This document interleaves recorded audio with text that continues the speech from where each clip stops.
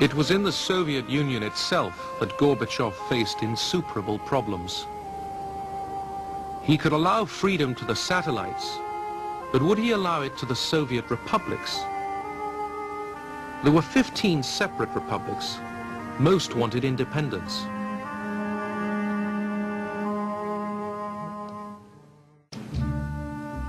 Of the 15 republics of the Soviet Union, the Russian Federation was the largest. Most were responding to Gorbachev's loosening control with demands for national freedom. In the Baltic states of Estonia, Latvia and Lithuania, annexed by Stalin in 1940, the demand was total independence.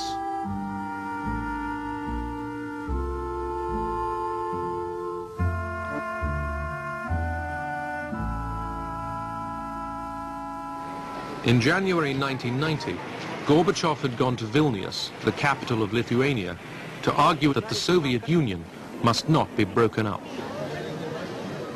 Despite Gorbachev, the other Baltic states, Estonia and Latvia, followed Lithuania's lead and also demanded independence.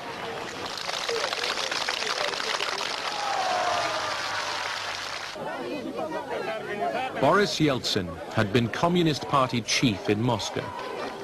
Popular, ambitious, he now used economic discontent to weaken Gorbachev and the Soviet Union. In May 1990, he was chosen parliamentary leader of the Russian Republic. All that winter, Gorbachev was harassed by pressures from each side, for reform and against it.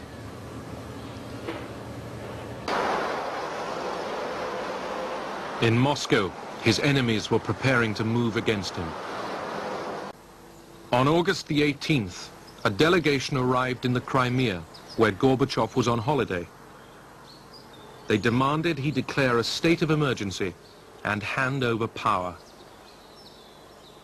He refused and was put under house arrest. On August the 19th, Moscow awoke to the sound of tanks and the news that Gorbachev was ill.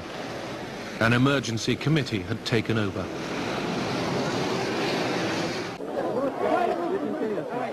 In Moscow, confused and concerned, people began to gather at the Russian Parliament building, the White House.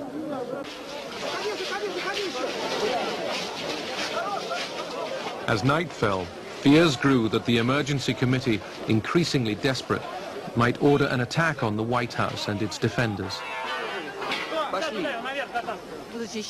We were defending a free Russia, and the symbol of free Russia was Yeltsin. We joined hands and waited for the tanks in dead silence.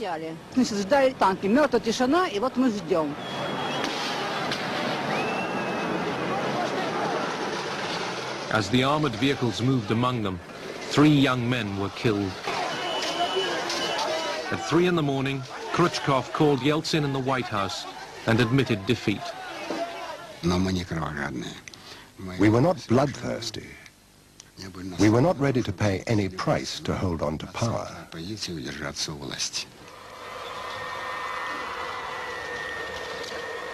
Yeltsin sent a plane to bring Gorbachev back to Moscow. He arrived early on August the 22nd.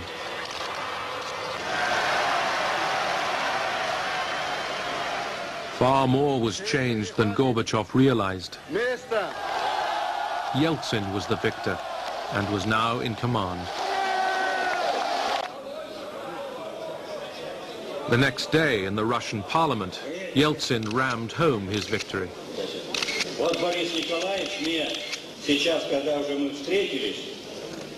Он дал краткое изложение заседания Кабинета министров, но я еще не читал.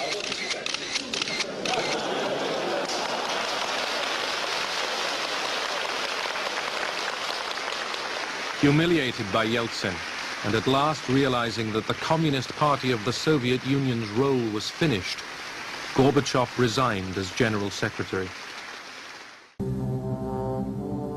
At Minsk, on December the 8th, Russia, Belarus and Ukraine, the 3 Slav states, acted to dissolve the Soviet Union and set up instead a commonwealth of independent states. The Soviet Union was finished, and so was Mikhail Gorbachev. Gorbachev had done as much as anyone to end the Cold War. He called Bush and told him this was his last day in office. There was a kind of sadness. The finality of it hit me pretty hard, and it was Christmas time and holiday time. And I felt that a friend was hurt, and I wasn't happy about that. That night, the red flag of the Soviet Union was lowered for the last time.